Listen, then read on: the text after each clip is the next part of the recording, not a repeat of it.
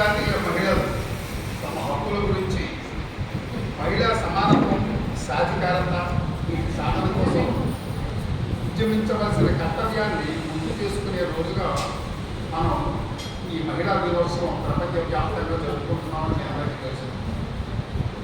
పురుషులతో పాటు మహిళలకు సమాన హక్కులు ఉన్నాయని, మహిళలపై వేధింపులు పూర్తిగా తగ్గవలసిన అవసరం ఉందని, లింగ సమానత్వం పాటించవలసిన అవసరం ఎంతైనా ఉందని పూర్తి అవగాహన కల్పించడమే ఈ అంతర్జాతీయ మహిళా దినోత్సవం కర్తవ్యం.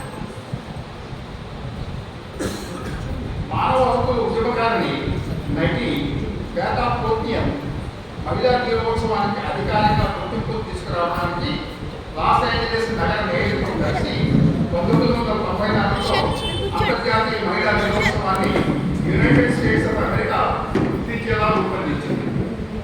ఇక మన దేశంలో అయితే తొలిసారిగా మహిళల హక్కులు కాపాడే విధంగా చట్టాలు మార్చడం కోసం Andhra Pradesh Sarabhai textile labour association పేరుతో కార్మిక ఉద్యోగం ప్రారంభించారు.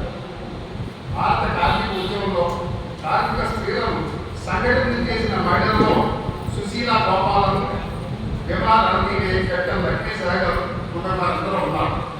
అయితే ప్రతి సంవత్సరం మార్చి 8వ తేదీన అంతర్జాతీయంగా జరుపుకునే ఈ మహిళా దినోత్సవానికి ఒక థీమ్ అంటూ ఇవ్వడం జరిగింది. అంటే సంవత్సరంలో స్త్రీల పరంగా వారి హక్కులు కాపాడే పరంగా ఒక దిశానిర్దేశం చేయడానికి, ఒక యాక్షన్ ప్లాన్ రూపొందించుకోవడానికి సహకరించేలా, సపోర్ట్ చేసేలా ఆ థీము తయారు చేసి మనకి ఇస్తున్నారు. సమానంగా ఆలోచించండి, స్మార్ట్గా నిర్మించండి, మార్పును ఆవిష్కరించండి. అలాగే కోవిడ్-19 ప్రపంచంలో సమాన భవిష్యత్తును సాధించడం నాయకత్వంలో మహిళలు, అలాగే గ్రామీణ మరియు పట్టణ కార్యకర్తల మహిళల జీవితాలను మారుస్తున్నారు. ఇలా వివిధ రకాల నినాదాలతో తయారు చేయడం జరుగుతుంది. ఈ ఏడాది 2024 సంవత్సరానికి ఇచ్చిన థీము మహిళలను పెట్టుబడిలో భాగస్వాములుగా చేయడం ద్వారా పురోగతిని వేగవంతం చేయండి. అంటే ఆంగ్లంలో ఇన్స్పైర్ ఇంప్రూవ్. ఇక మన తెలుగు సాహిత్య విషయానికి వస్తే స్త్రీల ఆర్థిక స్థితిగతుల మీద, దురాచార నిర్మూలన మీద, వారికి సమాన హక్కులు కల్పించేలా చూడటం ఎలా, లింగ వివక్షతను రూపుమాపడానికి చట్టాలు తయారు చేయడానికి, వాటిని అమలు చేయడానికి మన అవసరం గురించి ఎన్నో కళలు, నాటకాలు, రూపకాలు ఎన్నో వచ్చాయి. వాటి గురించి మాట్లాడడం ప్రారంభిస్తే చాలా పెద్ద సబ్జెక్ట్ అవుతుంది. ఈ సందర్భంగా నేను 30 ఏళ్ల క్రితం జెండర్ ఈక్వాలిటీ మీద సూటిగా కాన్సెప్ట్ వచ్చుకుపోయేలా చదివేటువంటి ఒక చిన్న కథ చెప్తాను. దాని పేరు ఊళ్ళో. మీకు చాలా మంది చదివే ఉంటారు. దాన్ని రాసిన వాళ్ళు పట్టణాలు తీసుకురావని అప్పటికో పట్టుకున్నాడు. తర్వాత నేను చాలా కథ రాశాను. రామతీర్థాల దగ్గర బస్ స్టాప్లో ఒక వ్యవసాయ కూలి అనే భార్య నిలబడి ఉంటారు. బస్సు వస్తుంది. వాళ్ళిద్దరూ ఆ బస్సు ఎక్కుతారు. అది విజయనగరం వెళ్ళే బస్సు. ఇద్దరు కూడా చాలా పూర్తి చేయటువంటి వ్యవసాయ కార్మికులు పడుతున్నారు. కొంత దూరం వెళ్ళిన కండక్టర్ వచ్చి ఆ డబ్బు నాయుడు చూపిస్తారు. ఆ రొడ్డులో చేయి అతను డబ్బు తీస్తూ బాబు విజయనగరానికి టికెట్ ఎంత అడుగుతాడు. 2 రూపాయలు చెప్తారు.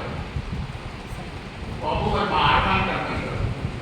బస్సులో వాళ్ళతో గొలుసు మంది ఉంటారు. ఈ ఆడదాంట్లో రేటు ఉండదు, నీకో రేటు ఉండదా, 4 రూపాయలు తీయంటాడు.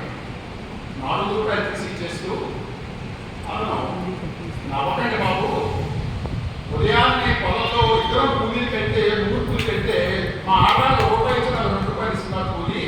ఇక్కడ కూడా అలాంటి నెక్సెస్ ఏమంటుంది అని అడిగానండి. ఇంతే కదా, చాలా చిన్న కదా, వెంటనే కదా పొడిచినట్టుగా చెప్పినట్టు ఉంటారు.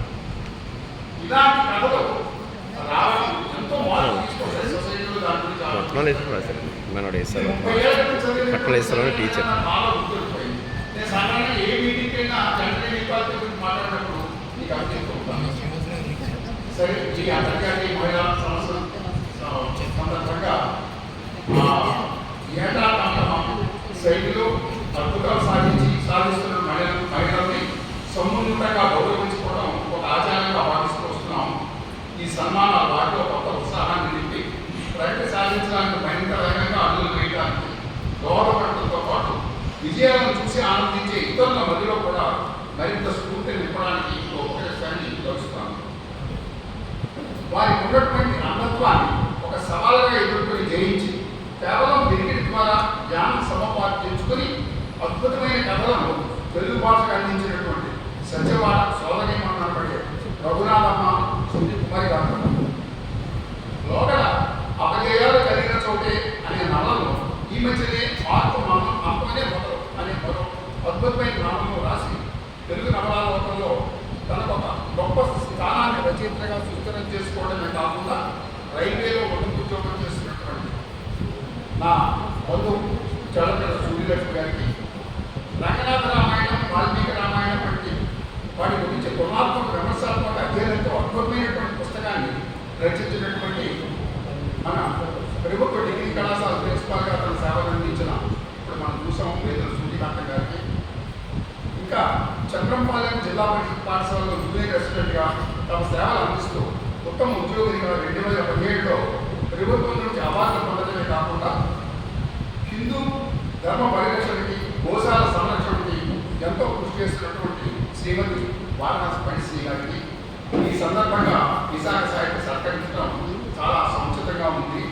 వారందరికీ నా అభినందనలు అందజేస్తూ ఈ కార్యక్రమం ఏర్పాటు చేసినటువంటి మా విశాఖ సాహిత్య అధ్యక్షుడు వారణాసి గారికి మిగిలిన సాహిత్య సభ్యులందరికీ నా శుభాకాంక్షలు తెలియజేస్తూ సెలవు తీసుకుంటాను.